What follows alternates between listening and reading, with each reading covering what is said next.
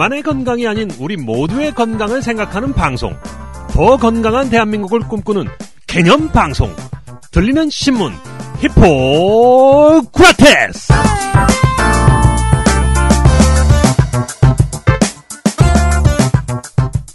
안녕하세요. 청년의사신문 편집주간 박세입니다. 안녕하세요. 세승 변호사 김선욱입니다. 내일은 광복절입니다. 오늘은 8월 14일 금요일입니다. 근데 휴일입니다. 박근혜 대통령의 결단으로 희구라가 방송되는 14일 임시 공휴일로 지정됐는데 쉬시는 분들도 있고 아니신 분들도 많은 것 같지만 휴일 여부에 상관없이 광복의 의미를 다시 한번 생각하고 또 이 조국 광복을 위해서 자신을 희생하신 수많은 분들에게 감사하는 마음을 가져야 하는 때인 것 같습니다. 게다가 이게 70주년이잖아요. 그러게요. 네. 뭐 거기에 딱 맞춰가지고 요새 흥행 가도를 달리고 있는 암살이라는 영화가 지금 아주 핫한 이슈로 지금 그렇게 그렇죠. 많은 예. 사람이 봤대는데 전 못 봤네요. 저도 못 봤어요. 우리는 왜 안 본 거죠? 못 본 거지 우리는. 안 본 게 아니라. 그렇죠. 예. 근데 하여튼간 뭐 거기 보면 약산 김원봉 선생님이 이제 재조명되는 상황인 것 같고요. 예. 독립운동가 분들에 대한 관심이 어느 때보다 지금 커지고 있습니다. 네. 이런 사회적 분위기가 광복절 전후 며칠이 아니고 꾸준히 이어가서 그렇게 좀 이슈가 됐으면 좋겠네요. 네.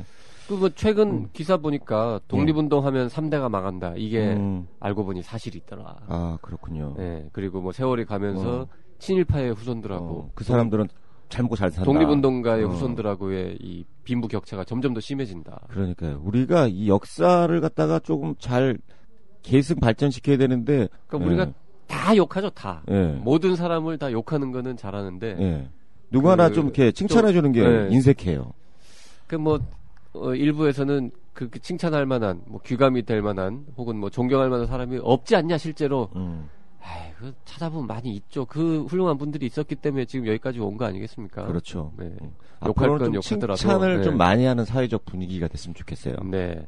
자, 우리나라에서는 지금 광복 70주년으로 뭐 이런저런 행사도 있고 한데 그 미얀마 있죠, 미얀마. 네, 미얀마. 네. 미얀마에서는 좀 이상한 소식이 요즘 들리고 있던데. 그래요, 맞아요. 군부가 의료계를 장악하려는 움직임이 있다고 합니다. 야, 군부가 또 정치계를 장악하는 건 있어도 또 의료계를 장악하는 건 그러게요. 희한한 얘기네요. 네. 그래가지고 이 미얀마의 의사들이 요즘 검은 리본을 다는 캠페인을 벌이고 있고, 그게 이제 요즘은 뭐 인터넷으로 다 연결되어 있는 세상이다 보니까.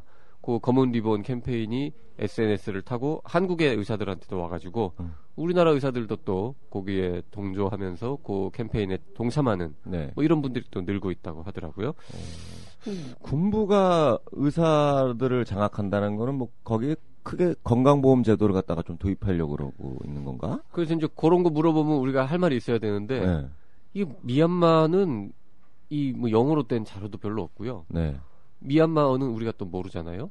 그래가지고 아는 게 너무 없어서 죄송합니다. 말씀드릴 게 별로 없네요. 우리 기자가 미얀마 의사협회에다가 일단 편지를 보냈어요. 도대체 뭔 일이 벌어지고 있는 거냐. 그래서 좀 미얀마어로 말고 영어로 좀 써서 보내주면 우리가 좀 기사를 쓰겠다. 그러니까 연락을 취하고 있습니다. 의사들이 뭐 정치적인 행동들을 많이 해서 이 일종의 그 민주화의 그 물길을 트고 있기 때문에 군부가 뭐 장악을 한다. 이런 거는 좀 이해가 되는데 의사들이 좀 정치적이지는 않잖아요. 되게 어떻게 보면은. 그러게요. 뭔가 하여튼 의료제도와 특별히 좀 관련돼 가지고 그럴 거예요, 아마. 뭔가가 있는 모양인데 좀 알아보고 다시 다음에 연락 알려드리도록 하겠습니다. 우리 때도 우리도 예전에 74년도에 유신헌법 하면서 건강보험제도 들어오고 뭐 의료법 바꾸면서 약간의 뭐 본질적인 건 아니지만은 그래도 그때 유신 정권을 뭐 군부다 이렇게 본다면 그때 의료계하고 좀 약간 충돌이 있었던 거는 맞거든요. 뭐 그런 개념이 아닌가 싶은데. 그리고 뭐 돌이켜 보면 지금 그때는 뭐 의료계하고 정부하고 그 유신 시절에 갈등도 많고 했지만 77년도에 그런 그 권력이 아주 셌던 정부에서 강하게 밀어붙이지 않았으면 그때 건강보험 제도가 도입이 아마 안 됐을 거고 오늘의 한국 의료의 모습도 아마 없었을 겁니다. 크게 달랐을 거라는 거죠. 그래서 군부 독재를 무슨 옳다고 하는 얘기는 전혀 아니지만 이 참 세상 일이라는 게 지나고 나면 참 알 수 없는 세옹짐하고 네. 막 그래요. 네. 원인과 결과들이 서로 참 절묘하게 맞물리는 게 역사가 아닌가 싶습니다. 네. 어쨌든 광복 70주년에 보내드리는 희구라 8월 14일 방송 오늘은 또 책녀도 나온다고 네, 그러죠? 오늘 책녀 네. 따끈따끈한 책 한 권 소개해드리도록 하겠습니다. 네. 잠시 후에 뵙죠.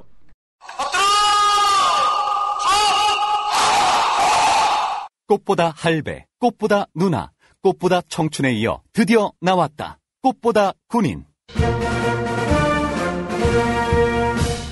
전직 군의관 형님들이 알려주는 안전한 군대 생활. 군대 간다, 건강하자. 꽃보다 군인. 엄마와 여친이 챙겨주는 꽃보다 소중한 청춘들의 입대 필수품. 꽃보다 군인.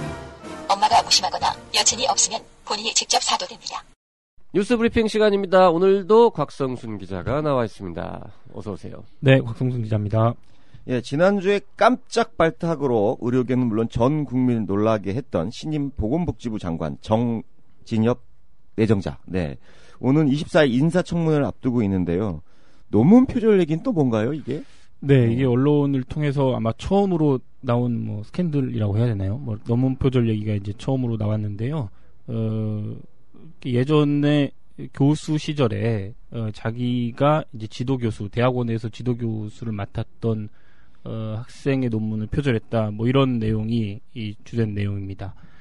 그 한 세 편 정도 되는 것 같아요. 그 표절 의혹을 받고 있는 논문들이. 근데 네. 이제 그 언론에 따르면 제자들의 논문과 연구 대상, 목적, 전개 방식 등에서 매우 유사하고 심지어 내용 전체를 그대로 옮긴 것으로 보이는 논문도 있었다. 뭐 이런 보도가 나왔습니다. 네.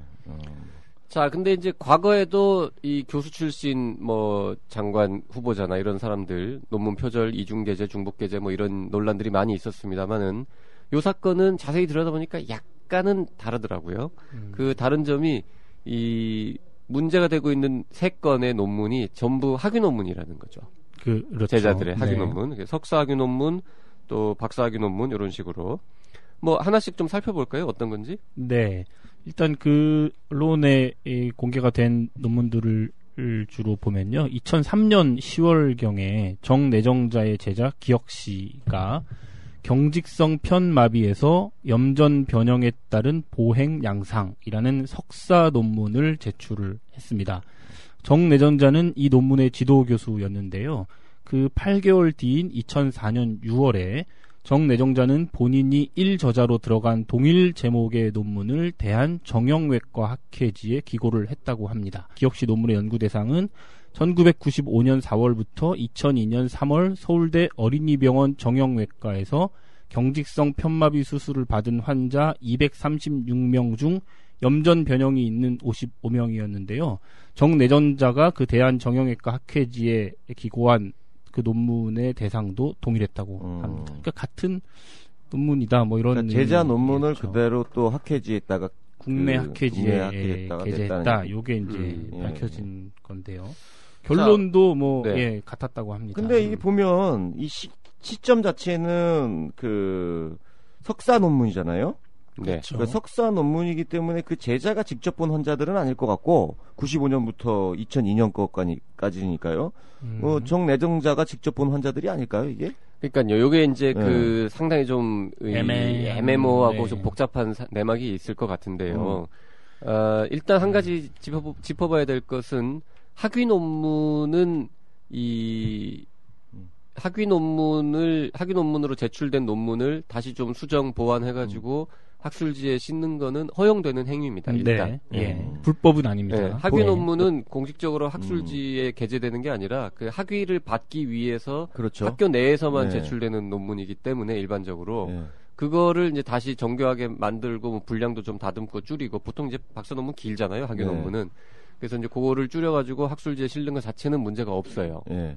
그런데 지금 요 건이 왜 시비가 붙었냐면 그 학위 논문을 쓴 그 사람 대학원생의 이름이 이 학술지 논문에 빠져 있다라는 빠져 있다. 거죠. 예.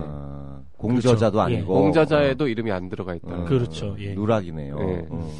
자, 요거 관련해가지고도 제가 좀 이따 좀 설명을 좀 드릴게요. 네, 일단 그리고 네. 그 다음에 또 다른 그러니까 거는요. 2003년도에 이제 요 사건이 있었고요. 2005년도에 같은 학회지, 아까 말씀드린 대한정형외과 학회지에 게재된 정내정자의 정상 한국인의 3차원 보행 분석 논문도 그 1년 전 제자 니은 씨가 쓴 정상 한국인 보행의 3차원적 운동 형상학적 및 운동 역학적 분석 논문과 유사하다. 요게 이제 두 번째. 요게 박사학위 논문인 거죠, 요게. 네. 예, 요렇게 지금 밝혀졌고요. 그 다음에 2007년도 12월 학회지에 역시 발표한 경직성 양측 마비에서의 양측 대퇴골 감염 절골술은 2005년 10월 자신의 제자 디귿 씨의 석사 논문 경직성 양측 마비에서의 양측 대퇴 감염 절골술의 복사판이다. 이제 이렇게 언론에서는 공개를 했습니다. 세 개인 거죠, 지금. 예. 자, 뭐 이렇게 요즘은 이 표절 여부를 찾는 컴퓨터 프로그램 같은 것들이 다 있어가지고, 네네네. 옛날에는 이런 거 막 표절 확인하려면 되게 오래 걸리고 오래 힘들었잖아요. 막 논문 100편 쓰고 이런 분들은. 근데 요즘은 이렇게 막 돌려보면 짜자락 나오는데, 요 마지막 논문 같은 경우는 네. 2007년 4월부터 2005년 4월까지 역시 서울대병원에 내원한 환자에게 얻은 데이터를 기반으로 작성된 논문인데요. 서론, 연구 방법, 결과까지 일부 표현만 다를 뿐 내용 전체를 그대로 옮겼다 해도 과언이 아니다. 이제 이런 언론에서는 이런 표현을 썼고요. 네. 표절 검색 프로그램인 카피킬러라는 게 있답니다. 요걸로 확인 결과 두 논문의 표절률은 74%에 달했고 전체 63개 문장 중 완전히 동일한 문장이 11개, 일단 표절이 의심되는 문장은 44개였다. 이렇게 언론에서는 발표를 했습니다. 자, 여기까지 듣고 김변은 어떤 생각이 듭니까? 여기까지만 딱 듣고. 네. 딱 들으면은 이러면 안 되는 거 아니야? 뭐 이제 이런 생각들이 나는데. 네. 근데 좀 내막을 좀 알아보면은 내막을 알아보면 좀 뭔가 다른 얘기가 나올 것 같다 이런 생각이 듭니다. 일단 궁금한 게 우리 곽 기자도 저번에 이제 질문을 했었는데, 네. 자 논문을 뭐 무슨 뭐 사이언스나 무슨 셀에 실은 것도 아니고 국내 학술지에다가 실으면서 이 교수가 자기 이름을 이제 주 저자로 올리면서 왜 제자의 이름을 공저자로 뭐 공저자의 숫자에 제한이 있는 것도 아니고 뭐 논문 제자가 뭐 10명 20명도 되는데 그 논문에 이름을 왜 안 넣었을까? 이게 이제 궁금하다. 라고 사람들이 이제 생각하는 분들이 있을 거예요. 그게 그렇지 않겠어요? 그게 핵심이죠, 이건. 왜 안 올렸냐라는 네. 거죠. 네. 학위 논문을 자기 이름으로 발표한 거는 자기가 지도 교수였고 그 환자도 그렇죠. 자기가 본 환자고 이런 경우에는 문제가 없는데 왜 그 제자의 이름을 안 써줬냐? 왜 안 써줬을 것 같아요? 이건 이제부터는 추정. 저는 사실 뭐 추정인데 추정입니다. 추정인데 네. 제가 이게 추정임에도 불구하고 말씀드리는 이유가 매우 확률이 높은 추정이고 그다음에 이미 그 페이스북이나 이런 데 보면 대학의 의대 교수님들이 사이에서 다 이건 보나마나 요런 케이스일 네, 것이다라고 이제 얘기들을 하고 있어요. 그래서 제가 지금 뭐 약간 민감한 문제이긴 합니다만 그렇죠. 좀 이제 약간 누설을 좀 해보려고 하고 있습니다. 뭔데요? 빨리 말해요. 요런 경우는 이제 크게 어떤 경우에 이런 일이 벌어지느냐 하면 딱 이 경우가 그렇다는 뜻은 아닙니다. 네. 아닙니다. 빨리 말해요. 사람들의 명예가 약간 걸려있기 때문에. 자, 이게 이제 어떤 경우에 이럴 수 있냐면, 자, 대학원 석사 논문이라는 게 우리나라에서 이 학교나 전공 분야 등등에 따라가지고 이 2년 만에 써야 되는 건데 이게 논문 쓰는 게 쉽지가 않잖아요. 그렇죠. 근데 이제 의대 대학원의 경우에 이 TO가 몇 개 없어요. 하겠다는 사람은 많은데. 그래서 빨리빨리 2년 만에 졸업하고 나가야지. 이거 뭐 논문을 못 썼는데요. 이러고 휴학하고 학교를 오래 다니고 그러면 그 다음에 또 후배가 대학원을 가야 되는데 못 가고 뭐 이런 일이 생기거든요. 그래서 조금 뭐 환자 보느라고 바쁘다거나 아니면 좀 학문의 뜻이 없어졌다거나 해가지고 논문을 안 쓰고 좀 속된 말로 개기는 대학원생들이 있으면 주변 사람들이 도와줍니다. 논문을 쓸 수 있도록. 처음에는 뭐 자료도 주고 아이디어도 주고 뭐 이렇게 도와주고 하는데 계속 그게 안 되잖아요. 그럼 이제 일부를 써주기 시작하죠. 옆 사람들이. 그러면서 이제 더 많이 도와주는 거죠. 그래가지고는 극단적인 경우에는 아예 거의 다 교수님이 자기가 이제 지도 교수가 어. 본인이 쓰던 논문 중에 저기 짜투리 논문 남는 거 있잖아요. 이거를 그냥 하나 제자를 위해서 이렇게 주면서 야 이거를 네가 학위 논문으로 제출해가지고 너 빨리 저 석사 학위 따고 나가라 좀. 요런 분위기가 될 때가 가끔 있어요. 가끔. 그러면 이제 그렇게 해가지고 졸업을 했죠. 그러면 그 논문을 이제 학술지에 발표를 정식으로 해야 되는데 원래 이 교수가 썼던 논문이잖아요. 그러네요. 예. 그래가지고 그거를 이제 쭉 정리를 해가지고 학술지에 제출을 하는데 그때 이 제자의 이름으로 학위 논문으로 발표됐던 거니까 공저자의 이름을 사실 넣어줘야 되는데 미운 거지. 약간 개인적인 감정이 개인적- 이제 담긴 아니 거죠. 이 친구가 이 대학원생이 예를 들어서 실제로 논문을 쓰는데 거의 기여한 바가 없는데 내가 공저자로 이름까지 올려줘야 돼 이런 생각이 들 수 있다라는 거죠. 경우에 따라서는. 그러면 이거는 석사학위 논문 자체가 잘못된 거네. 그래서요. 그래서 제가 지금 민감하다. 조심스럽다고 하는 게 이런 식으로 이게 이렇게 흘러갔을 가능성인 개연성이 꽤 있는데 있지 않을까 뭐 이런. 이렇게 되면은 이건 그 옳은 일이냐라는 거죠. 이러면 거꾸로 이 논문을 표절하거나 중복 게재한 게 문제가 다른 되는 게 문제가 아니라 있네, 완전히. 대학원생의 그 학위 예, 문제네요. 석사 학위가 좀 부정한 방법으로 나갔다라고 볼 수도 있는 거고 그러네요. 그 과정에서 교수는 물론 선의를 가지고 제자를 위해서 좀 학업에 어려움을 겪고 있는 제자를 도와주는 경우가 대부분이지만 부정은 뭐 예를 들어서 누가 이제 그거를 뭐 돈 받고 논문을 써준 거 아니냐라고 또 의심할 수도 있는 거고 여러 가지 그리고 그럼 그런 사실이 드러나면은 그 사람의 석사나 박사학위를 취소해야 되는 거 아니냐 뭐 이런 식의 또 얘기가 나올 수도 있는 거잖아요. 얘기가 거죠. 좀 다른 네. 쪽으로 복잡해질 네. 수 있는 거거든요. 그러네요. 예. 그래서 이런 경우에 이제 보통은 대학원생들이 쓴 석사나 박사학위 논문을 지도 교수가 수정해가지고 자기하고 그 대학원생의 공동 저자 이름으로 해서 학술지에 발표하는 거는 아무 문제도 없고 흔히 그렇죠. 일어나는 일인데 그 중에 가끔 이렇게 지도 학생의 이름이 빠지는 경우들은 이제 그런 사연이 아마 있지 않겠느냐라는 게 이제 일반적인 이 의학계에 종사하는 사람들의 의료계 내에서 합리적으로 관측 되고 네. 있는 관측, 합리적으로 추론. 의심하는 사람들의 이제 이 스토리가 됩니다. 그러게요. 제가 볼 때도 네. 석사가 자기 석사하고 있기 전에 것까지 다 이렇게 검토를 그 정도로 이렇게 아니 뭐 차트 네. 리뷰니까 옛날 자료를 10년치를 뭐, 검토하는 건 할 수 있는데 복잡하고 뭐 이런 논문은 네, 아닌 네. 거니까.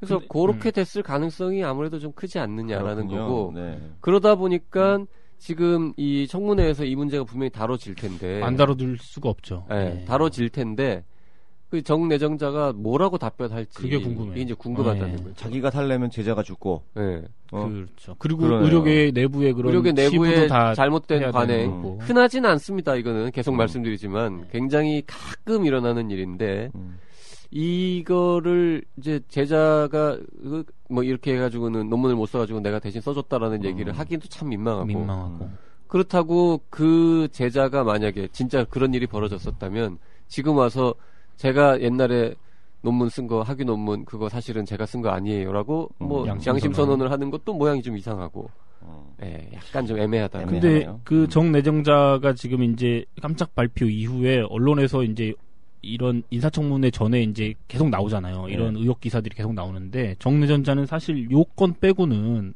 별로 의혹이랄 게 지금 안 나오고 있는 상황이기 때문에 네. 이 정내전자를 마음에 들어하지 않는 뭐 쪽에서는 요거를 계속 지금 물고 늘어지고 있거든요. 논문 표절한 사람은 보건복지부 자격이 없다 이렇게 계속 나오고 있기 때문에 요거에 대해서 정내정자가 해명을 깔끔하게 하긴 해야 되는 지금 상황이기 때문에 아마 고민이 좀 있으실 것 같아요. 아마 근데 제가 봤을 때 개인적으로 생각은 기억도 안 나실 것 같아요. 지금 25년을 교수 생활을 하셨거든요. 본인이 쓴 논문만 아마 이 정도 연배의 서울대 교수면 한 200편 이렇게 될 텐데. 그리고 이건 국내 학회지에 또 이렇게 낸 네, 뭐 이런 거기 이거는 때문에. 네, 제자들 지도 학생도 예를 들어서 1년에 한 2명씩만 지도해도 50명이고 이미 네, 잘 기억이 안 날 거예요. 네. 다음 건 또 뭐죠? 연구비까지 챙겼다. 표절 논문으로. 이제 요건과 관련해서 이제 연구비들을 이제 크고 작은 연구비들을 받으니까요. 따서 예. 그거에 이제 그 연구비로 이런 논문을 썼습니다라고 제출하는데 그 아마 그 학회에 요새편이 제출한 논문을 가지고 연구비를 탔겠죠. 연구비가 뭐 많은 논문들이 연구비를 지원을 받으니까 요 경우에는 편당 한 1,000만 원 정도씩 네. 받은 걸로 지금 언론은 발표가 됐고요. 예. 그 정도. 보통 편당 1,000만 원 정도는 굉장히 그 소소한 액수이기는 한데 어쨌든 이쪽 동네의 사정을 잘 모르는 일반 시민들이 언뜻 듣기에는 제자가 쓴 논문을 자기 이름으로 발표를 해가지고 제자는 이름은 빼고 연구비는 챙기고 굉장히 파렴치한 범죄 행위로 보일 수 있는데 사실 이제 사정을 아는 사람들이 보면 요거는 요렇게 해서 요렇게 됐겠구나라고 지금 이제 짐작을 할 수 있는 그런 상황입니다. 요 타이밍에서 이제 그 제자 중에 한 분의 얘기를 소개를 안 드릴 수가 없는데 이것도 이제 언론에 공개가 된 건데 마지막에 소개드렸던 지금 기자들이 제자 기혁 씨, 니은 씨, 디그 씨 요 사람들한테 다 연락하고 있어요 지금. 그래서 이 디그 씨와 이제 그 한 언론이 한 짧은 뭐 인터뷰라 보기에도 그렇고 이제 이 입장을 들은 게 있는데 그 논문 문제에 대해서 나와 정 내정자 모두 다 알고 있다. 이제 그런 상황이라는 것을. 하지만 정 내정자는 논문을 학회에 제출하며 당시겠죠. 이제 제출할 때 소명을 한 것으로 알고 있어 문제가 되지는 않을 거라 생각한다. 그다음에 이제 정 내정자의 소명에 관해서는 나는 뭐 잘 모르겠다. 이제 이렇게 말을 했다고 합니다. 뭐 언론에 대고 할 수 있는 기혁 씨, 니은 씨, 디그 씨는 실제 이니셜과는 전혀 상관이 없는 그냥 ABC에 해당하는 겁니다. 실제로는 비읍 씨도 있고요. 있습니다. 네. 자, 다른 식의 뭐 청문회 준비에서는 아직까지 아까 잠깐 말씀을 드렸지만 아무것도 지금 안 나오고 있죠. 뭐 군대도 군의관으로 3년간 근무하셨고 재산 얘기가 나왔습니다. 본인과 부인 명의로 29억 원. 네, 29억 원 정도. 자, 서울의대 정형외과 교수이고 분당 서울대 병원장을 지내신 60세의 재산이 29억 원이다. 뭐 사회적으로 받아들일 수 있는 액수죠, 이거는. 그 정도면. 뭐 재산이 뭐 어떤 항목으로 있어요? 본인 명의의 예금이 한 9억 정도 있으시고요. 네. 2011년식 BMW 승용차가 있으신데 이게 이제 뭐 중고차 값으로 하면 한 2,500만 원 정도 되는 것 같습니다. 네. 골프장 회원권, 골프를 굉장히 좋아하신다는 거는 뭐 골프를 굉장히 좋아하시는 걸로 알려져 있고요. 그래서 골프장 회원권이 한 3,600만 원 상당이 있으신 것 같습니다. 이게 이제 본인 명의의 재산이고요. 골프장 회원권이 3,600만 원짜리면은 김변 요새 이게 저는 좀 싼 거죠, 이 정도면. 비싼 건 아니죠. 비싼 거는 뭐 몇 억짜리도 있으니까. 그런가요?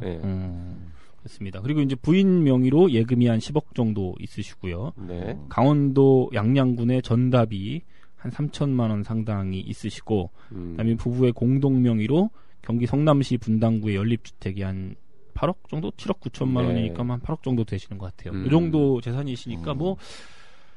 지금 살고 계신 8억짜리 집하고 뭐 땅 부동산이 3천만 원 정도 부동산은 뭐 크게 대세에 지장 없는 거라고 보면 예금 20억 정도 재산이 있으신 거군요. 굉장히 뭐 숨겨놓은 재산이 없으시다면 굉장히 성실하게 잘 그냥 모으셨다. 저축을 많이 하셨네요. 숨겨놓은 재산이 없으시다면 이런 표현 하도 숨겨놓는 사람들이 많으니까 지금 우리가 의심하는 거지 전혀 무슨 의혹은 없습니다. 그럼요. 그냥 드리는 말씀. 숨겨놓은 건 다 자기 거 아니에요. 나중에는.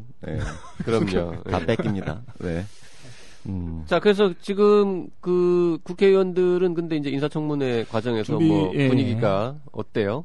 철저하게 검증하겠다 뭐 이런 얘기는 있던데. 그렇죠. 하겠다인데 이게 사실은 통과 여부 이런 게 제가 알기로는 국회의원이 결정할 수 있는 게 아니라 그냥 하는 거고 임명을 하면 그냥 되시는 거잖아요. 복지부 장관은. 뭐 그렇게 되어 있죠. 지금 되어 있는 상황이고 그리고 이 정도까지 지금 시간이 지났는데도 논문 표절 말고는 다른 의혹이 안 나오는 걸 보면 아마 24일날 예정된 별 무리 없이 통과될 것 같네요. 그리고 뭐 언론에서도 계속 나오고 저희도 한번 썼지만 의료 민영화, 의료 뭐 상업화 뭐 이런 거 그게 오히려 논란거리가 이게 사실은 논란거리가 될 수도라기보다는 될 겁니다. 아마. 청문회에서는 그게 좀 논란이 될 것 같아요.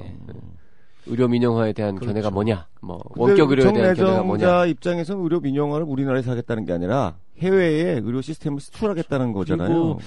병원장 시절에 병원의 비전이나 뭐 이런 거에 맞춰서 낸 의견이었다 뭐 이런 식으로 아마 네. 답변하시면 크게 그것도 무리 없이 지나갈 수 있지 않을까 이제 그렇게 생각이 듭니다. 네. 자, 뭐 청문회 때 또 무슨 일이 벌어지는지는 가봐야 알겠지만 현재로서는 뭐 무난하게 통과되지 않을까 네. 이렇게 전망되고 있다는 이야기였습니다. 그래요. 네. 자, 다음 뉴스 갈까요? 그래요. 뭐 중앙선거관리위원회 온라인 투표 시스템 투표 결과를 조작할 수 있다. 뭐 그때 뭐, 네, 그렇습니다. 나가수인가요? 그거 그죠? 네. 뭐 그거 예, 시스템. 근데 이게 또 이 시스템이 대한의사협회장 네. 선거 때도 또 그렇게 이용됐다면서요. 됐습니다. 네. 그러면 뭐 이제 의료계 입장에서 떨어지신 분들 입장에서 이건 또 투표 부정 선거 부정 있겠다. 있었던 거 아니냐라는 그렇죠. 이제 얘기가 나올 수 의혹이네요. 있는 거죠. 예. 네. 뭐 뉴스 많이 다들 보셨을 텐데요.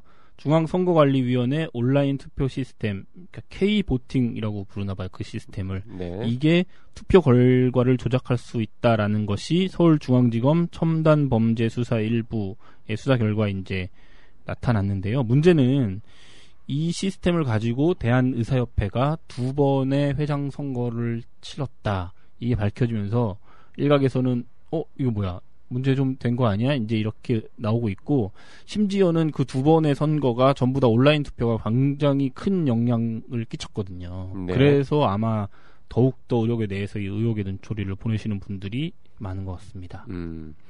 자, 근데 뭐 지금 밝혀진 거는 딱 하나밖에 없어요. 그 검찰이 조사를 했더니 그 중앙선관위가 도입한 온라인 투표 시스템 K-보팅 네. 요거가 보안이 취약해서 많이 취약하다. 누군가가 마음을 먹고 뭔가 개입을 하면은 투표 결과를 네. 조작할 수도 있을 만큼 네. 보안이 취약하다. 해킹이 네. 가능하다는 거예요. 그런 게 가능하다라는 거를 지금 밝힌 거지. 네. 그렇죠. 실제로 뭐가 있었다 선거가 이렇게. 부정됐다. 네, 뭐 그런 거 의협회장 아니죠? 선거든 뭐 다른 지금 여러 건의 선거 이 시스템이 사용된 선거에서 실제로 누군가가 조작을 했던 있었다. 예. 정황이 발견됐다거나 이런 건 전혀 아닙니다. 그렇죠. 네. 여기서 이제 좀 궁금하실 것 같은데요. 의협선거에 어떻게 이게 이용됐는지가 좀 궁금하실 것 같은데 소개를 좀 드리면 지난해 6월에 진행된 회장 보궐선거, 이제 이게 38대 회장 선거입니다. 이때 처음 온라인 투표를 의협에서 도입했는데, 아, 그 처음이었군요. 네, 온라인 처음이라고 투표가. 합니다. 네. 그리고 이제 올해 3월에 있었던 39대 회장 선거에서도 온라인 투표를 하고, 심지어 이제 참여율을 높이기 위해서 기간을 한번 연장을 했었나 봐요. 네네. 이게 조금 또 의혹을 받고 있죠. 이랬는데, 이게 이제 온라인 투표가 당락에 영향을 안 줬으면, 사실 뭐 그냥, 뭐 그럴 수도 있었겠냐고 넘어갔을 텐데 이 2번의 투표에서 전부 다 이 온라인 투표가 당락에 큰 영향을 줬거든요. 38대의 경우에는 당시에 이제 추무진 후보가 우편 투표에서는 2위 후보와 28표 차로 접전을 벌였는데 온라인 투표에서 2,689표를 획득하면서 당선이 됐습니다. 그러니까 네. 우편 투표는 거의 비슷했는데 2위랑 온라인 온라인에서 투표에서는 추무진 후보가 거의 된 60%를 그렇죠. 얻었네요. 네. 그리고 이제 39대 회장 선거에서도 온라인 투표가 당락을 결정했는데 우편 투표에서 136표 차로 임수음 후보에게 뒤졌습니다.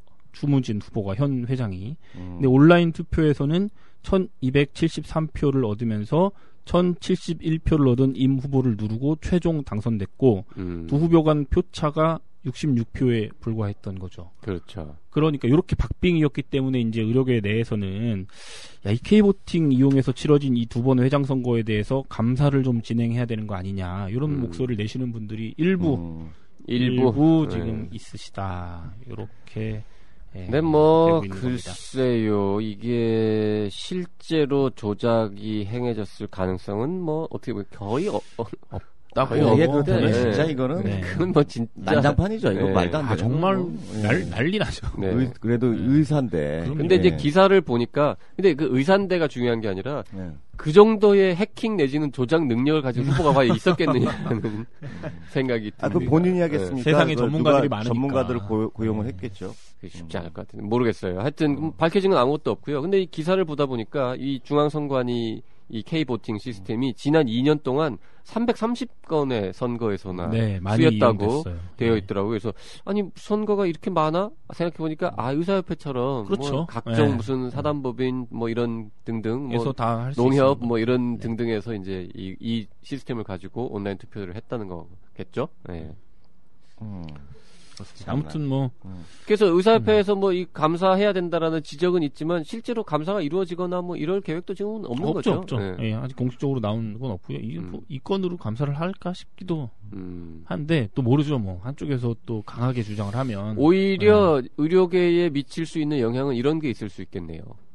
다음번 선거 때는 온라인 투표하지 말자. 그렇죠. 그런 그렇죠. 이제 네. 예, 이게 커질 수 있겠죠. 뭐 아시다시피 이제 모든 선거가 선거 방식을 어떻게 그렇죠. 하느냐에 예. 따라서 특정 후보한테 유리할 수도 있고 불리할 수도 있기 때문에 다음 선거에서는 이 보안이 취약한 K보팅 시스템을 쓰지 말자라고 누가 주장하면은 그러면 받아들일 조금 수밖에 없는 상황이 될 수도 있잖아요. 그때. 물론 그 논란이 되겠죠. 이후에 되겠죠. 뭐 그게 네. 또 보강이 될 수도 있겠지만. 네. 그렇군요. 다음 뉴스 가죠. 네. 그 성희롱 또 얘기가 나오네요. 환자로부터 폭언은 물론 성희롱까지 당하는 병원 종사자들이 있다. 그렇습니다. 네. 이게 뭐 메르스 사태 겪으면서 의료진이나 뭐 의사, 뭐 간호사 이런 분들이 고생하고 있다 이런 것들 국민 여러분이 많이 알아주시고 격려하시는 분들 많이 있는데요. 또 실상을 보니까 그게 아닌 조사 결과가 나와서 뭐 의료진뿐만 아니라 이제 병원 노동자들 관련된 내용인데요. 병원 노동자들이 아직도 이 환자와 보호자는 물론 이건 조금 부끄러운 얘기긴 하지만 의사로부터 폭언, 폭행, 심지어 성희롱, 의사로부터. 그렇죠. 예, 이제 예. 병원 노동자들이 예. 심지어 이제 성폭력까지 당하고 있는 것으로 조사가 됐습니다. 누가 어떻게 조사를 한 결과죠? 이게 이제 새정치민주연합 이목희 의원, 이인영 의원, 그다음 정의당 정진우 의원과 전국 보건의료산업노동조합 주최로 지난 11일에 병원 실태조사 결과 보고회가 열렸는데요.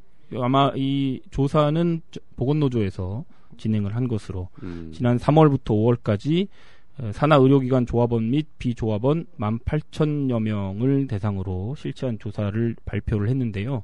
응답자 10명 중 5명은 폭언을 경험했다. 이건 뭐 그냥 말로 한 절반 가까이는 그 절반은 폭언을 경험하지 않았다는 뜻이네요. 그러니까요. 그게 오히려 더 신기하군요. 예, 병원에 많이 나아졌나 봐요. 험한 사람 되게 많은데요. 그러니까 이 폭언이라는 게 폭언을 받았다. 이게 의사, 환자, 다 환자 가족, 뭐 이렇게 예. 전부 다. 내원객 모두 네. 다 해당되는 거죠.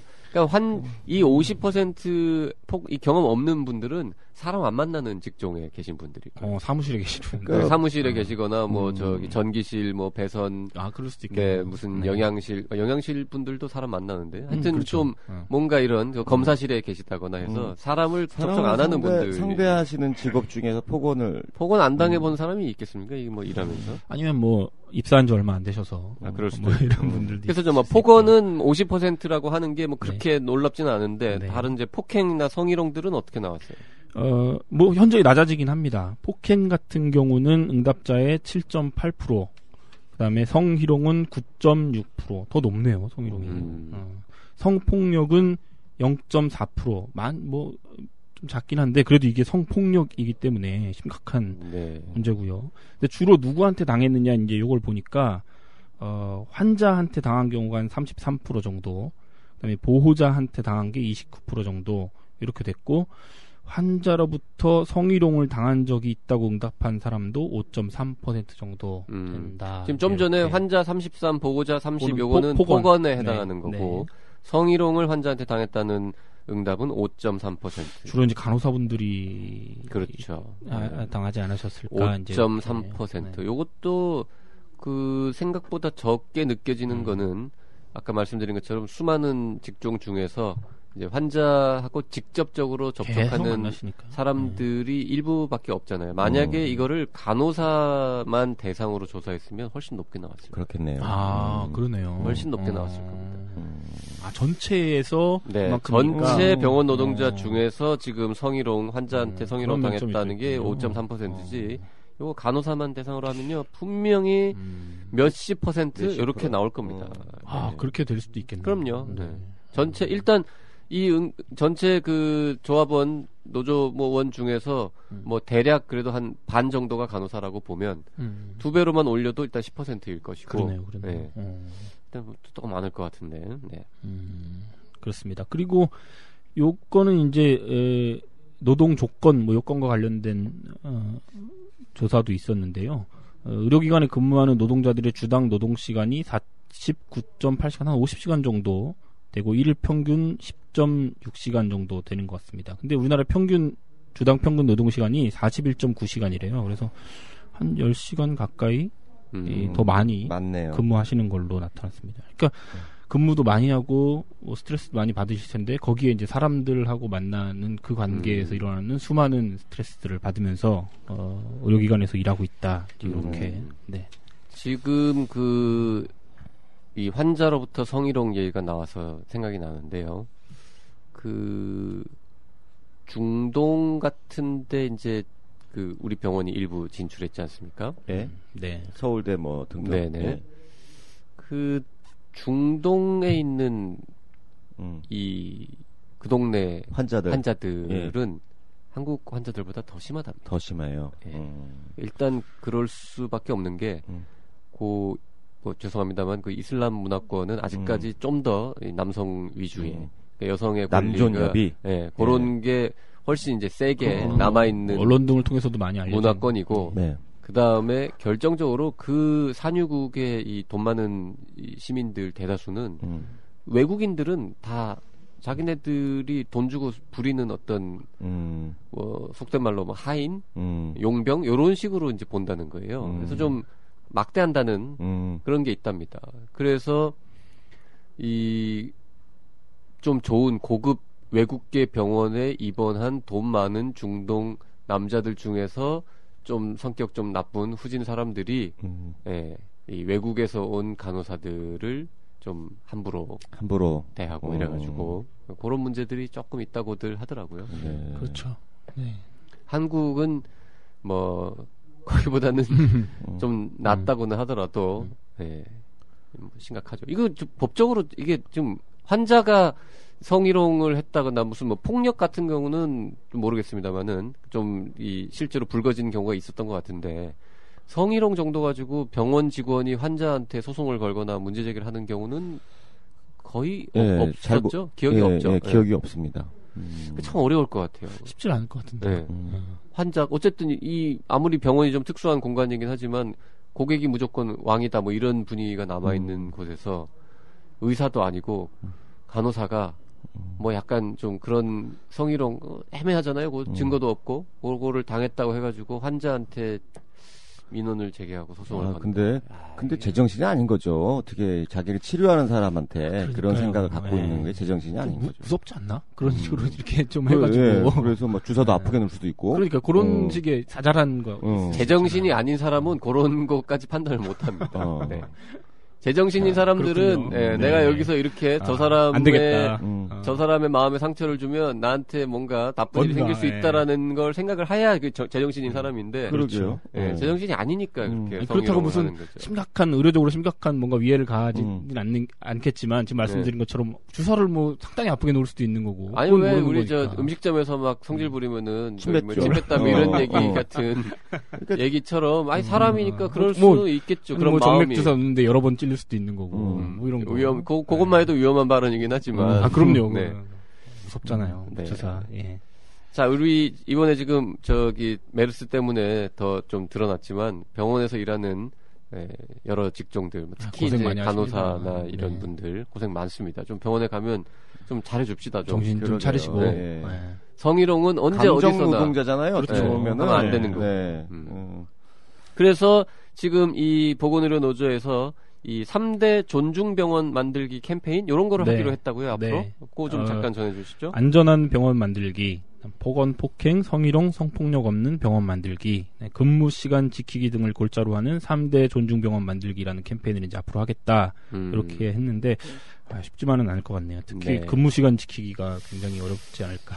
뭐 안전한 병원, 폭력, 폭언, 성희롱 없는 병원, 근무 시간 지키는 병원. 이 너무 많은데 하나만 해도 일단 성폭력이나 성희롱 없는 폭언 폭행 없는 병원 만들기라도 좀 요게 제일 요 세 개를 놓고 보면 요게 제일 이게 그나마 제일 쉬워요. 그나마 제일 뭐 딴 것들도 셋 다 쉽지 않아 보이긴 합니다. 그렇습니다. 자, 다음 뉴스는 뭐죠? 다음 뉴스는 저희도 몇 번 소개해드린 건데요. 달빛 어린이병원이라고 아마 뉴스에 나오는 것 같은데 여기 못하게 해야 된다. 지역의 로컬 그렇죠. 사병원들이 그거 왜 그런 거 해가지고 우리한테 그렇죠. 피해를 주냐, 뭐 이제 이런 특히 얘기 있잖아요. 소아청소년과 개원의사회 등에서 극렬 반대하고 네네. 있는데요. 네. 거기까지는 전해드린 뉴스잖아요. 그렇죠. 네. 최근에 복지부가 올해 요 달빛 어린이 병원을 30개 정도 더 늘리겠다, 전국에. 네. 그리고 심지어는 조그만 병원들도 이제 참여할 수 있게 한 3개 정도 병원이 연합해서 신청을 해도 받아주겠다. 이렇게 문호를 더 넓혔어요, 오히려. 3개가 연합한다는 건 무슨 뜻이에요? 그럼 돌아가면서 연다는 뜻인가요? 그렇죠. 같이 해가지고 이제 의사 인력을 같이 써가지고. 그러니까 원래는 조그만 병원에서 하려면 의사가 계속 일을 해야 되니까 그게 너무 힘들어서 그러니까요. 이제 신청을 못 하는데 비슷한 지역에 있는 3개가 연합을 해서 하면 그 의사들이 그러니까 새 그렇죠. 병원이 돌아가면서 연다는 뜻일 거 아니에요? 그렇죠. 그러면. 그리고 그거를 병원은 잘 보이는데 이제 명시를 해가지고 이렇게 음. 같이 할 수 있게 한다. 이제 이렇게 네네네. 문호를 좀 넓히고 대상 기관도 원래 20개 예정이었는데 30개로 늘렸어요. 요거에 중요한 게 아니라 전에 이제 저희도 소개드렸지만 이 소청과 개원의사회에서 이 달빛 어린이병원에 참여하고 있는 병원들을 일일이 찾아다니면서 하지 말아라, 포기해라, 주변 이렇게 동료들을 뭐 생각해라 이런 이제 설득을 좀 하셨나 봐요. 그래서 네네. 실제로 좀 그만두신 분들도 있는 걸로 알고 있는데 복지부에서도 이제 파악이 되죠 이게. 그래서 요번에 요 발표를 하면서 앞으로 그런 일이 또 발생하면 우리가 그런 행위들에 대한 위법성, 불법성을 검토하겠다. 이렇게 이제 일종의 엄포를 놨죠. 그러니까 그게 이제 이 달빛 어린이 병원을 우리는 계속 추진할 거라는 강한 이 메시지를 의료계에 줬다. 이제 이렇게 볼 수 있는 거죠.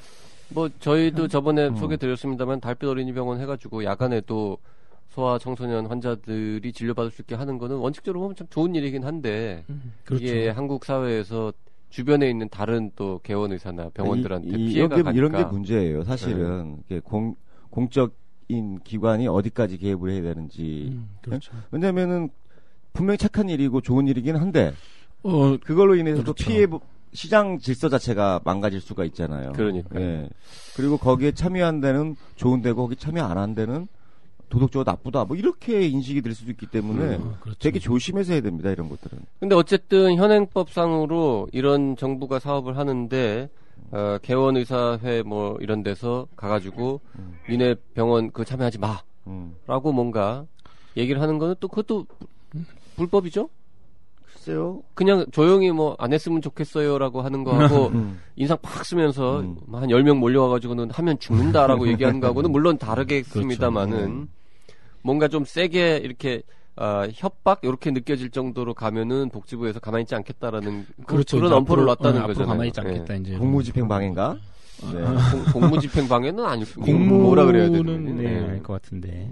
아무튼 뭔가 뭐 복지부에서 추진하는 사업에 뭐 딴지를 거는 거니까. 정부는 이렇게 말했네요. 하여튼 그 참여 포기 강요가 있었는지 네네. 좀 관심 있게 보고 향후 또 발생하면은 위법성 여부를 검토하겠다. 그렇죠. 이렇게 그렇게 얘기를 했습니다. 공식적으로 이거는 밝힌 내용입니다. 네.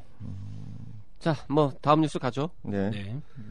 자, 그래 2006년도 우리 식대 급여가 이루어졌잖아요. 네네. 예, 병원에서 밥 먹는 거. 이제 그러다가 한 10년 돼서 이제 밥값이 올랐다 뉴스에서 봤는데. 네, 예. 많이 나왔죠. 근데 네. 병원들이 별로 좋아하지 않는다는 맞습니다. 얘기가 있더라고요. 네. 왜냐하면 이게 이제 꽤 전부터 식대를 숟가락을 좀 올려달라 이런 주장을 병원과에서 했는데 핵심은 뭐였냐면 한번 이렇게 뭐 몇 프로 올리는 게 중요한 게 아니라 이거를 저희가 아니라 이제 의료계 내에서 매년 이제 수가 협상을 하잖아요. 나라하고 그거랑 좀 연동을 시켜가지고 해주면 이게 이제 한 번뿐이 아니라 매번 수가가 인상될 때마다 그거에 맞춰가지고 식대 수가도 올라갈 수 있게 좀 해달라. 네, 요렇게 이제 네. 주장을 하고 그게 사실 핵심이었거든요. 근데 이번에 결정된 거는 처음에 건정심에 이제 올라간 안은 두 가지가 다 들어가 있었어요. 실제로 아시겠지만 식대가 6% 올랐고 요번 연도에 올랐고 그 다음에 이제 앞으로는 이 수가 협상에 연동시켜가지고 올려주는 방안이 올라갔는데 결국 그 건정심 마지막에서 시민사회단체나 뭐 이쪽에 반발에 부딪혀가지고 그 수가랑 연동시키는 부분은 빠지고 시민사회단체들은 왜 연동을 하지 말자고 하는 거예요? 이게 참 애매한데요. 이게 아니 그래서 식사의 질이 떨어지면 결국에 피해 보는 거는 환자들인데.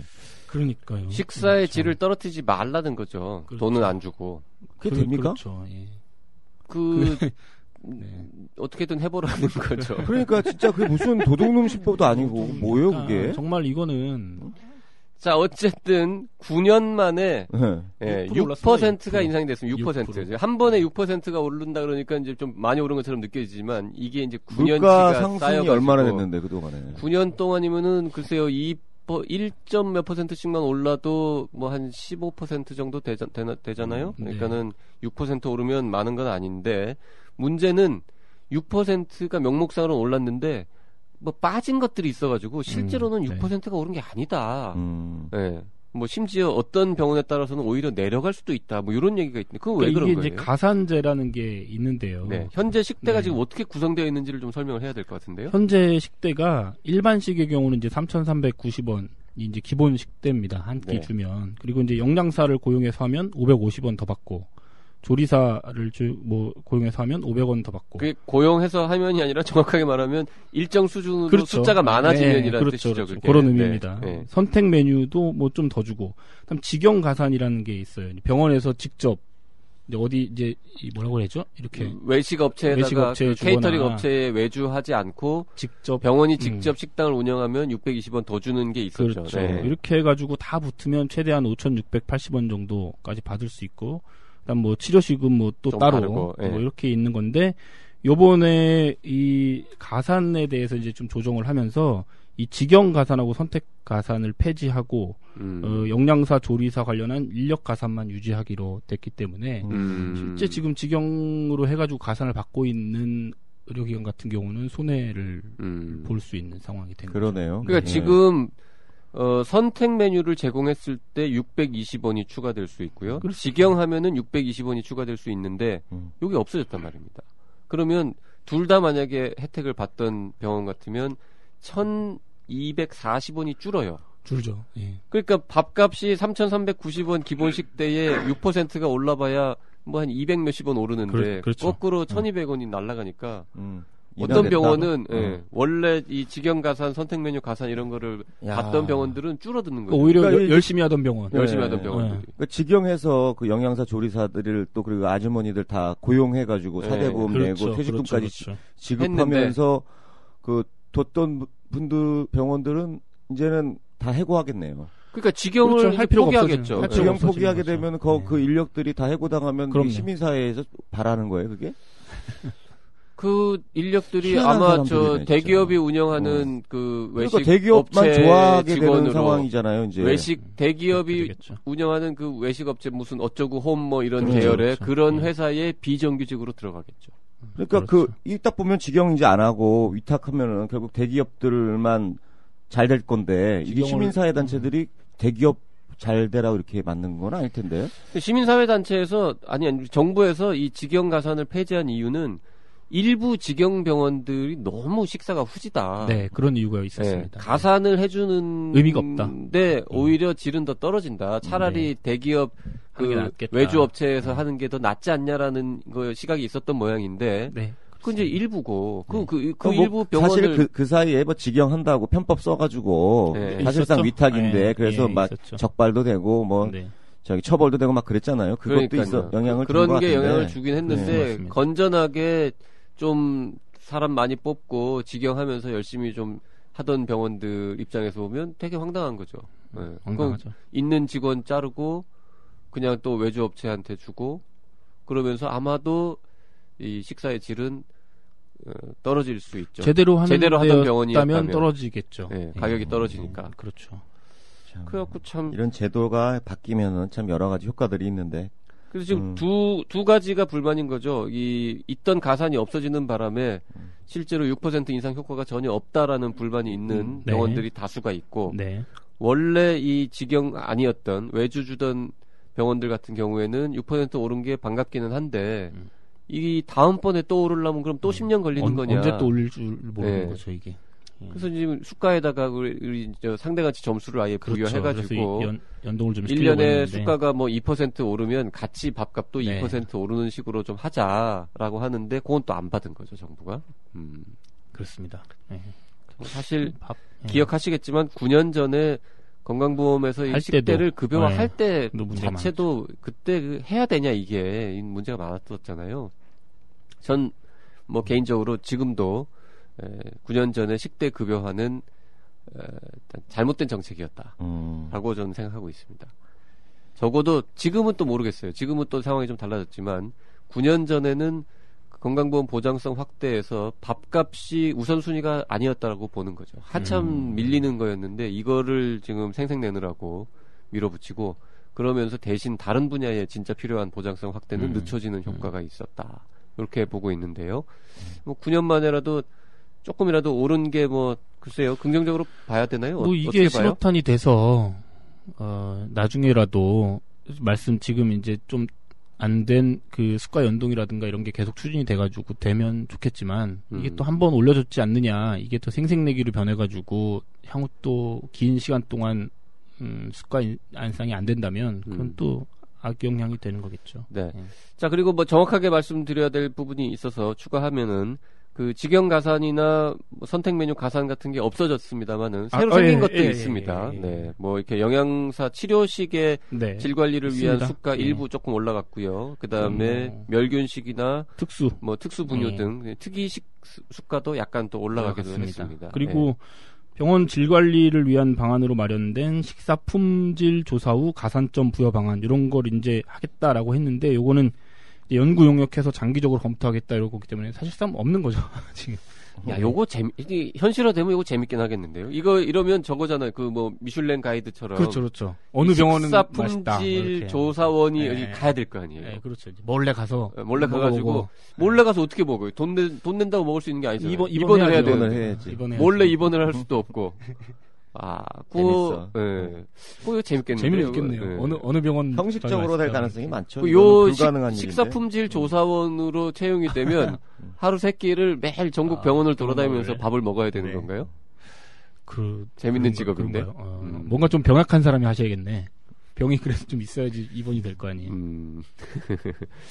자, 뭐 하여튼 저 농담입니다만은 일단 방향은 좋은 것 같아요. 식사 품질이 그렇죠. 너무 가격을 정부가 정해놨는데 예를 들어서 이제 그 짜장면 가격을 정부가 5,000원으로 딱 정해놨는데 어떤 집은 진짜 맛있고 어떤 집은 정말 그지같이 맛이 없다.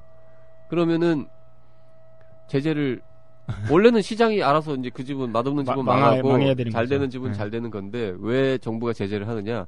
그 돈을 정부 금고에서 일부가 나오기 때문에 우리가 이렇게 간섭할 수 있는 거잖아요. 그렇죠. 네. 그 짜장면값 5,000원 중에서 4,000원을 만약에 국가가 낸다면 그러면 이제 질 관리를 정부가 들어가는 거죠. 네. 참 이 건강보험 제도라는 건 여러 가지로 재밌고 알면 알수록 복잡합니다. 네. 자, 오늘 뉴스 브리핑은 여기까지입니다. 곽 기자 수고했어요. 네. 감사합니다. Please listen carefully. 9개 병원에서 일어난 연쇄살인, 최소 40명, 최대 400명의 희생자. 그러나 16년 동안 아무도 몰랐다. 그 남자 좋은 간호사. 우리 병원에 연쇄살인범이 있다. MBC 신비한 TV 서프라이즈에 소개된 희대의 연쇄살인범 찰스 컬렌의 소설 같은 실화. 그 남자 좋은 간호사. 우리 병원에 연쇄살인범이 있다. 절찬 판매 중. 책 읽어주는 여자 김하나 씨 나왔습니다. 어서 오세요. 안녕하세요. 김하나 편집자입니다. 네, 다음번에는 좀 말랑말랑한 걸 갖고 오겠다 했었는데 그런가요? 네, 맞습니다. 오늘은 코끝이 찡해지고 눈가가 촉촉해지는 책을 들고 나왔습니다. 야, 우리 청년의사에서 그런 책도 내나요? 딱딱한 것들만 내는 걸로 알고 있었는데. 네. 오늘 소개해드릴 책은요, 외과 의사 엉덩이 노출 사건이라는 책입니다. 야, 이 표지를 보니까 진짜 엉덩이를 노출했습니다. 네. 아니, 뭐 지금 코끝이 찡해진다. 주요 부위는 가렸네요, 또. 코끝이 찡해지고 눈가가 뭐 촉촉해진다고 그러더니 제목은 코미디인데 이거 외과 의사 엉덩이 노출 사건? 네, 제목만 놓고 보면 재밌는 책이구나 하실 텐데요. 이 책은 지난 3년간 한미수필 문학상을 수상한 글들을 모은 작품집입니다. 한미수필 문학상 많이 들었는데 그거 좀 설명 좀 해주세요. 예. 네. 한미수필 문학상은 저기 청년의사에서 그 의사들을 대상으로 하는 1년에 한 번 하는 그 의료계의 신춘문예. 그래요. 그래서 자신이 진료한 환자를 대상으로 하는 그 스토리를 가지고 써야 되고요. 뭐 1년에 이제 한 번씩 하는데 한 명 대상, 우수상 3명, 장려상 10명 이렇게 해서 1년에 14편의 그 수필을 저희 신문을 통해서 이제 소개를 하고 있는데 한 3년 지나면 거기 한 40여 편이 이제 모이잖아요. 그래서 네. 이제 책을 계속 묶어서 내고 있는데 이번에 지금 1, 2회 때는 그 2년 만에 책을 냈었기 때문에 지금 14회까지 했는데 이번에 책이 5번째 책이 네. 되는 거죠. 네. 네, 그렇습니다. 12회, 13회, 14회 수상작들 총 42편의 글들이 실려 있습니다. 그렇군요. 네. 그 의사 선생님들이 글도 또 잘 쓰시는 분들이 많잖아요. 예. 네, 저도 편집하면서 깜짝 놀랐는데요. 이렇게 글 잘 쓰시는 분들이 많을 거라고는 솔직히 전혀 예상하지 못했거든요. 근데 뭐 아무래도 매일 그 생과 사를 직간접적으로 경험하는 분들이 많아서 그런지 인생에 대한 성찰의 깊이가 남다르신 것 같았습니다. 네, 읽으면서 눈물도 많이 흘리고 또 많이 배우고 그랬습니다. 눈이 네. 좀 부어있네. 네. 그 수상작들 보면요, 역대 수상작들 쭉 보면 그 슬픈 거, 그러니까 눈물 나는 이야기가 한 70%? 네, 그 정도는 네. 되고 이제 웃기는 이야기는 뭐 10% 미만. 그리고 이제 나머지 한 20% 정도가 이제 약간 좀 다른 종류의 이야기들. 뭐 네. 그 정도인 것 같더라고요. 네. 네. 이번에도 제목은 이렇지만 슬픈 얘기가 더 많은 것 같아요. 그래요. 몇 개 좀 간략하게 소개시켜 주시겠습니까? 네, 그렇게 할게요. 모든 글들이 다 감동적이었지만 이제 시간 관계상 몇 편만 소개해 드릴게요. 먼저 제14회 우수상을 수상한 남궁인 선생님의 글입니다. 남궁인 선생님은 현재 충청남도 소방본부에서 공중보건 의사로 계신 분인데요. 제목은 아이스버킷 챌린지의 부처라는 글입니다. 작년에 루게릭 환자를 돕기 위해 미국에서 시작된 아이스버킷 챌린지가 국내에서도 큰 반향을 불러일으켰었잖아요. 네네. 네, 릴레이로 얼음물을 뒤집어 쓰면서 루게릭 환자의 고통을 알리고 기부도 하는 좋은 취지의 일이었는데 사실 일부분은 흥미 위주의 축제 분위기로 흘러갔던 것도 부인할 수 없는 사실인 것 같아요. 그래서 저자가 그때 그 분위기 속에서 예전에 치료했던 루게릭 환자를 떠올리면서 쓴 글입니다. 네. 그 뭐 일부 조금 읽을까요? 네, 잠깐 읽어드릴게요. 머릿속에서 째깍거리는 3년의 시간, 진행되는 사지의 마비, 인간으로의 존엄이 벗겨지고 있다는 것이 환자를 조인다. 세상은 사라질 것이 뻔한 자에게 그리 우호적이지 않으므로 죽음을 앞둔 가까운 이들의 동정, 측은한 눈빛과 호련한 배신도 견뎌야 한다. 3년간 인간이 경험할 수 있는 모든 종류의 공포와 두려움이 온다. 사람들은 이런 이야기를 짧은 영화 한 편으로 만들고 슬프다고 짧게 말한다. 무례한 일이다. 3년을 나누어서 매일 자기와 주변인에게 배달되어 오는 죽음이라는 오열을 곁에서 경험하지 않고는 짐작조차 하지 못한다. 내용이 보통 이제 루게릭 환자가 한 2, 3년 정도 고통받다가 서서히 죽어가는 병이라서 그렇네요, 진짜. 네. 네. 저자가 루게릭 환자가 겪는 총체적인 고통을 이렇게 묘사했는데요. 3년을 나누어 매일 자신과 주변인에게 죽음이 배달되어 온다는 부분에선 정말 가슴이 아팠습니다. 남궁인 선생님은 치료하지 않을 수가 없었으므로 살아나면 죽을 것이 자명한 이 환자를 살리기 위해 중환자실에서 며칠간을 치료했다는 말로 죽음을 앞둔 환자를 치료한 의사의 고뇌와 슬픔 표현했습니다. 그래요. 이 루게릭 환자처럼 희망이 없는 언젠가 뭐 조만간 돌아가실 게 뻔한 환자가 갑자기 뭐 감염이 되거나 해서 상태가 확 나빠져서 중환자실에 가면은 치료하는 의사 입장에서는 굉장히 좀 난감하다 그럴까요? 마음이 좀 복잡합니다. 이게 막 열심히 해서 살려놓은들 어차피 뭐 몇 달 있다가 그 몇 달 동안 더 고생하다가 돌아가실 텐데 그냥 지금 보내드려야 하는 게 아닌가 이런 생각이 들긴 드는데 그렇다고 해서 살릴 수 있는 환자를 치료를 안 할 수도 없고 뭐 그런 이제 상황을 묘사한 글이었던 것 같아요. 네. 우리 문장도 되게 좋아요. 보니까. 그러니까 상 받는 거죠. 이게 지금 1년에 한 100편씩 응모가 되는 것 중에서 뽑힌 한 10여 편이기 때문에 글들이 괜찮아요. 좋아요. 그 남궁인 선생님 참 좋은 글 감사합니다. 또 다른 글 좀 소개시켜 주시죠. 네, 다음에 소개해드릴 글은 제12회 장려상 수상작인 칠중철궁의 하루라는 작품입니다. 칠중철궁? 그건 네. 무슨 말이에요? 금방 알려드릴게요. 네. 경북 북부교도소 부속의원 원장이신 정만진 선생님이 쓴 글인데요. 많은 분들이 알고 계신 청송교도소가 그 이름만 바뀐 곳이 바로 경북 북부교도소라고 합니다. 네. 그 악명로 가장 오지에 있다는 네. 그 청송교도소. 네. 정만진 선생님은 2003년 휴전 직후에 이라크 의료봉사단원으로 이라크에 갔던 것이 계기가 되어서 이후에 울릉 의료원장으로 4년을 일했고요. 아프리카와 몽골 지역 의료봉사에도 참여했던 분입니다. 그 경북 북부교도소에 또 자원하신 거라고 하네요. 참. 어려운 데만 골라 다니시네요. 네, 그렇죠. 봉사가 생활하듯인 분일 것 같은데요. 네. 아니 그 제목은 네. 왜 그러냐니까요. 근데. 네, 칠중철궁은 저자가 왕이 사는 구중궁궐을 패러디해서 만든 말이라고 해요. 교도소가 이제 수많은 쇠창살과 철문으로 둘러싸여 있는데 그 깊은 곳에 진료실이 있고요. 이제 칠중철궁은 그 진료실을 의미하는 거죠. 네, 그래서 이제 그 교도소 진료실에서의 하루를 수필로 그린 작품인데요. 네. 그것도 조금 읽어주실까요? 네. 정만진 선생님은 자신의 진료 철학을 이렇게 표현했습니다. 이곳에서 나는 내 의학적인 지식은 물론 다양한 사회적 경험을 최대한 활용하며 정말 즐겁고 의미 있게 생활하고 있다. 의사로서 그리 빛나는 자리는 아니지만 꼭 맞는 자리에 온 것 같다. 그래서 회의하고 회진하고 까다로운 환자들을 대하면서도 웃음을 잃지 않고 힘차게 행동한다. 그래서 내 웃음과 긍정적인 생각이 수용자들에게도 또 그들을 교정교화하는 교도관들에게도 널리 퍼져나가기를 기대하며 즐겁게 칠중철궁의 하루를 보낸다. 꼭 필요한 곳, 꼭 필요한 사람들에게 질병뿐만 아니라 마음까지 치료하는 의사가 되려는 어설픈 흉내를 내면서.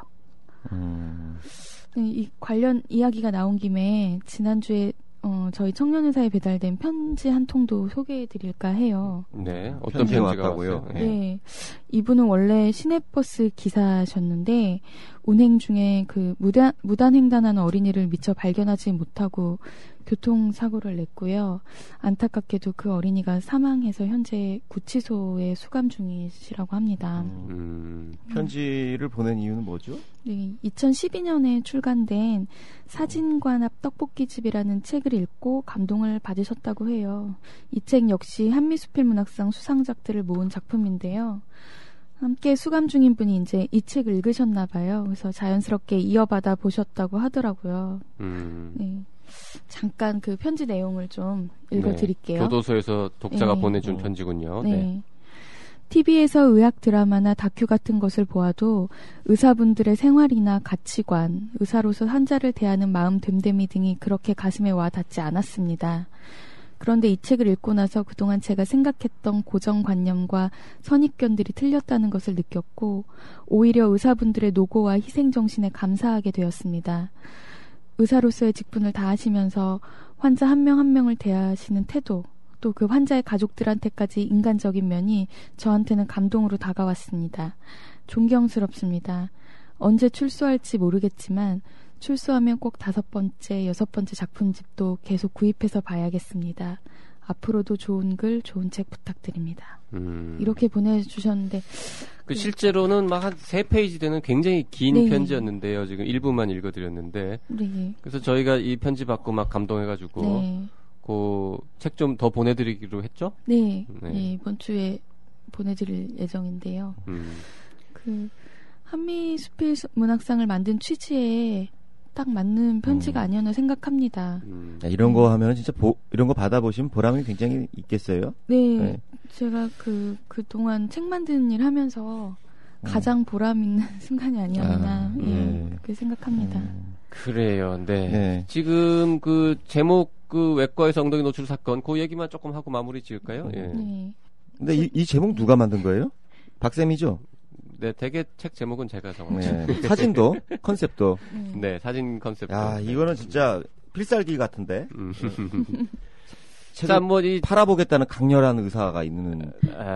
딱 아주 냄새가 납니다. 이게. 책 표지에 저기 수술복 입은 외과 의사의 엉덩이가 실제로 노출되어 있습니다. 그러니까 이 모델이 누구죠? 등발이 제가 좀 아는 사람 그 같은데. 모델은 네. 이제 저 차마 프라이버시이기 때문에 뒷모습이라서요. 네. 소개시켜 드릴 수 없고. 그 이야기의 주인공은 그 아산병원 외과의 유문원 교수가 사실 이게 골수기증했던 이야기 쓴 거잖아요. 네. 네. 골수기증하면서 이 골수기증을 2번이나 했어요. 하면 그 과정에서 또 부작용 생기고 뭐 이래가지고 결국 동료 후배 뭐 간호사들 앞에서 엉덩이를 노출할 수밖에 없었던 이런 이제 이야기인데 뭐 굉장히 감동적인 글인데 사실은 저희가 제목을 좀 웃기게 이렇게 뽑은 거죠. 뭐. 네. 이거 서점에서 파는 책이죠? 네, 팔고 있습니다. 네. 엉덩이 골이 보입니다. 네. 그 유문원 선생님 수상 소감도 잠깐 소개해 드릴게요. 그때 기억은 참 좋은 경험이었습니다. 환자가 아니지만 환자처럼 병실, 수술장, 회복실을 거치는 기막히게 좋은 경험 말입니다. 조혈모세포 기증 후에 환자를 대하는 태도가 많이 변했습니다. 수련 기간 동안 환자는 언제나 처리해야 할 일이었고 풀어야 할 과제로만 인식되다가 다양한 감정을 지닌 사람으로 인식할 수 있게 된 계기가 되었습니다. 지금은 어느덧 학생과 전공의를 가르치고 있는데 수필을 통해 바쁜 후배 의사들에게 제가 느낀 점들을 전할 방법이 생기게 돼 무척 기쁩니다라는 말로 수상의 기쁨을 전했습니다. 말 잘하시네요. 네. 말도 잘하고 글도 잘 쓰고. 네. 네. 자, 오늘 뭐 시간이 좀 네. 많이 지나서 요 정도 소개해드려야 될 것 같은데요. 네. 자, 의료진들이 읽어도 재미있고 네. 일반 시민들이 읽어도 재미있는 그런 책. 외과의사 엉덩이 노출 사건 오늘 소개해드렸습니다. 김하나 편집자 고맙습니다. 네, 감사합니다. 의료 민영화, 원격 진료, 고괄수가제 3대 비급여. 대한민국 보건의료에 관한 모든 궁금증이 단박에 풀린다. 복잡하기 짝이 없는 한국의 의료 현실을 이렇게 선명하고 친절하게 그려낸 책은 없었다. 개념 의료. 왜 병원에만 가면 화가 날까? 교양 시민을 위한 개념 있는 의료 이야기. 더 건강한 대한민국을 위해 우리 모두가 알아야 할 불편한 진실. 정치 사회 분야 베스트셀러 개념 의료. 온라인 오프라인 서점에서 절찬 판매 중. 자, 오늘 히포크라테스는 여기까지입니다. 예, 히고라 청취 소감은 페이스북 청년의사 라디오, 팟빵, 아이튠스 댓글이나 이메일 라디오 /doc.co.kr로 보내주시면 됩니다. 1666-1895로 문자 주셔도 됩니다. 네, 지금까지 PD 곽성순, 작가 김은영이었습니다. 들리는 신문 히포크라테스 2015년 8월 14일 임시 휴일에 보내드린 방송 마치겠습니다. 감사합니다. 감사합니다.